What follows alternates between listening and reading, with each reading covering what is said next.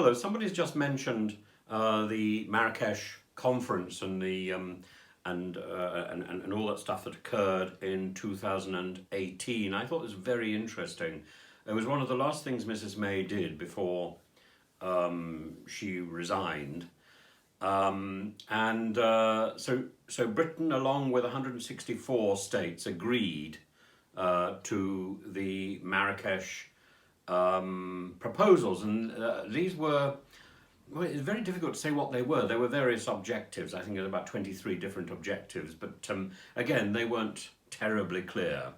But the two things that were clear is that regarding migrants and migration, we were going to exhibit a global sense of responsibility and cooperation.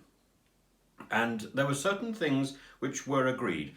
One was that migration brings benefits to both the people who are migrating and to the host nation that takes them in. And it also unites us in common humanity. I think that's important because it gave us a commitment to debate rather than to dictate. Priti Patel doesn't seem to have signed up to that principle. It was vague anyway.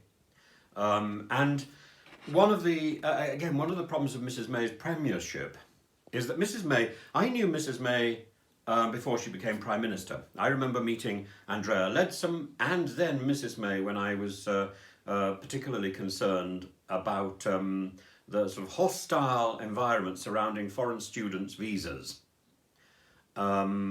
And I found my meeting first with Andrea Leadsom and then with Mrs. May really quite terrifying.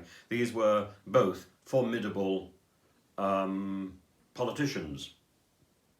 They actually didn't let me get a word in edgewise. And so when Mrs. May became Prime Minister, I thought we would get more of the same instead.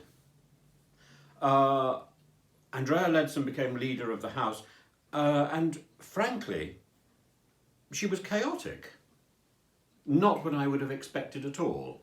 I also stood against her in a parliamentary election for a short period. Mrs. May, on the other hand, where was all that power and that force and that and that sort of biting bureaucracy, actually? Where was all that? Because by the time she became Prime Minister, she'd been reduced to the sort of the stentorian semblance of a sulking, of a soporific lettuce. So I am delighted today to see Mrs. May acquire some sort of backbone, and delighted to see her taking somebody on. I know she has this in her. I hope she remembers Edward Heath's lengthy sulk and Mrs. Thatcher's peaky asides, like Peaky Blinders really, peaky asides to John Major and to members of the then cabinet.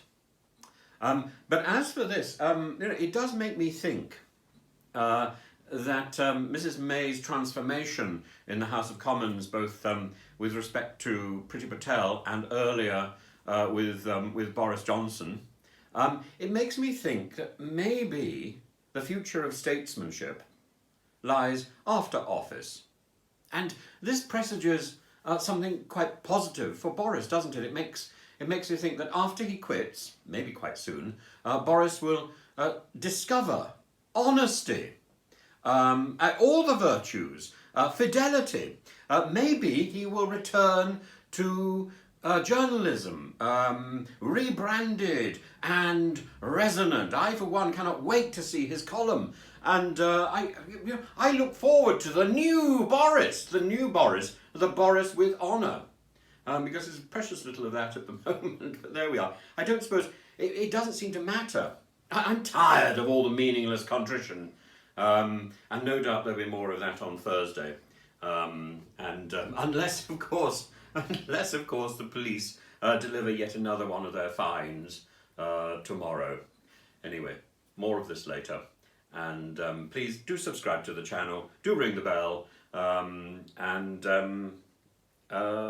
do follow. I look forward to hearing from you. Bye-bye.